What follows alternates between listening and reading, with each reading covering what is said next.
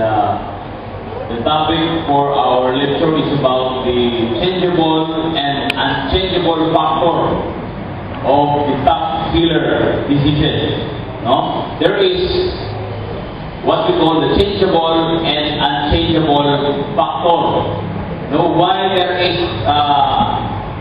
disease which we cannot stop and we cannot change. So we need to understand what kind of diseases is that. Because there are, people who are taking medication, for 10 years, but still they have the diseases. They have illness. With almost of their money, their, mga butang, na butang sa English. Acquired what? Wealth,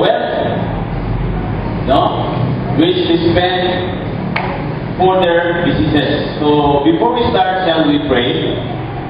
Great God, Heavenly Father, we come to you this evening, morning, afternoon. We need your Holy Spirit to guide us so we may be able to understand these factors that affect our body, health, and especially our spiritual life. Thank you so much for hearing our prayer. In Jesus' name, amen. Now, I have only 45 minutes and we will end this from 3 p.m. to 4:45. Okay? Now, the Pastor Samuel Garabi asked or allowed me to speak, to give this lecture to this church.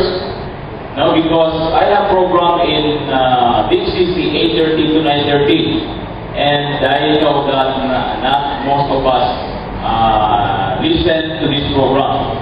So, the listener of that radio is very happy, and some of the brethren here in this church are not able to listen, so they are unlucky because they cannot, wala silang ibalo sa isgutan, so lukoy kayo.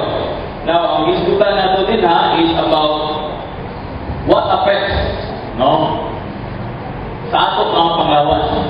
That we need to understand, not only that we are preventing diseases, right?